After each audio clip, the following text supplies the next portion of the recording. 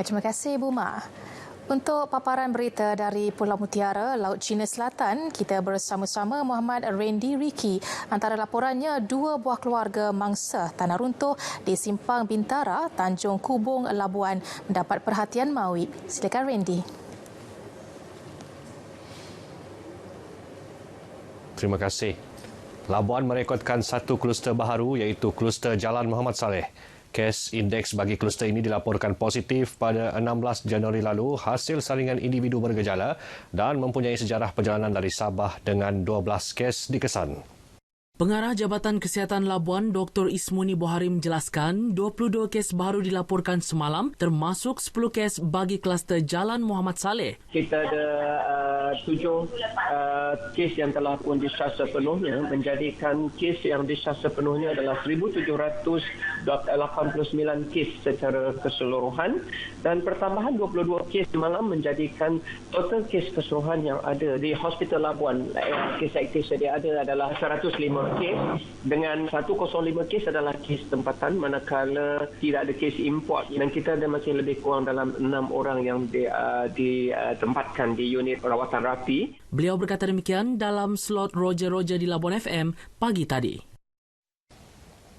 41 kompaun telah dikeluarkan kepada individu yang melanggar prosedur operasi standard SOP atas pelbagai kesalahan dalam tempoh pelaksanaan Perintah Kawalan Pergerakan PKP sejak 13 Januari lalu.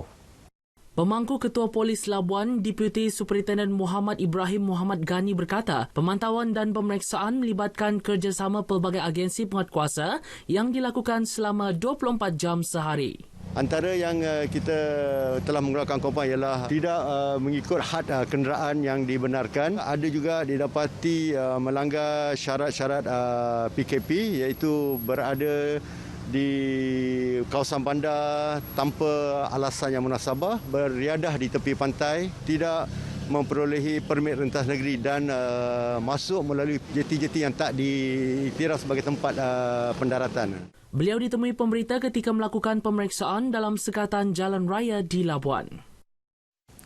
Satu kejadian tanah runtuh telah menimpa kediaman 2 buah keluarga di Simpang Bintara, Tanjung Kubung, Labuan kira-kira pukul 9.57 malam tadi. 10 mangsa termasuk 7 kanak-kanak telah dipindahkan ke Pusat Pemindahan Sementara PPS, Balai Bomba Layang-Layangan.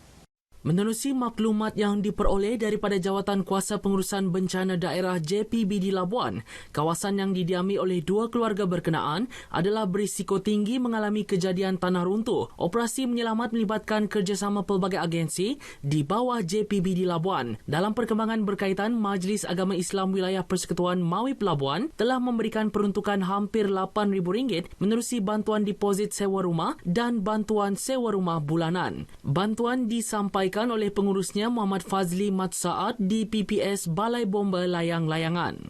Kedua-dua mangsa ini merupakan penerima bantuan bulanan Mawib yang sedia ada. Buat masa sekarang ini, oleh kerana dua-dua ini merupakan adik-beradik, jadi kita cuma dapat satu dulu dan kita akan tempatkan di sebuah rumah. Dalam masa sama kita akan tengok jika ada rumah lain yang untuk kita dapatkan sebuah lagi untuk bantuan untuk sebuah keluarga lagi.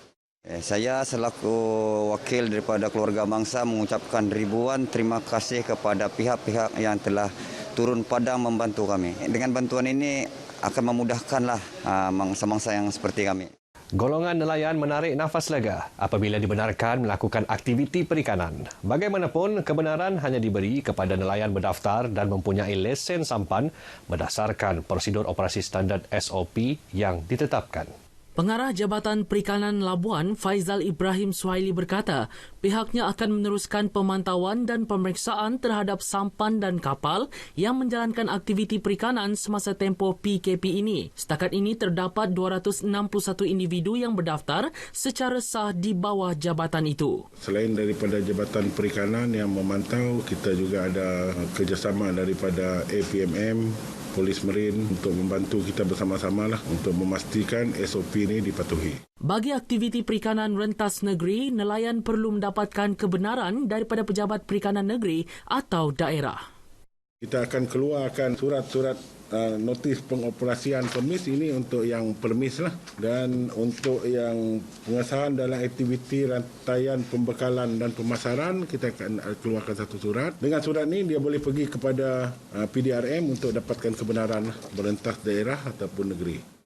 Dengan itu, sekian paparan berita wilayah dari Labuan. Terus patuhi SOP dan PKP. Kembali semula ke Angkasa Puri. Silakan. Baik, Randy, terima kasih. Berita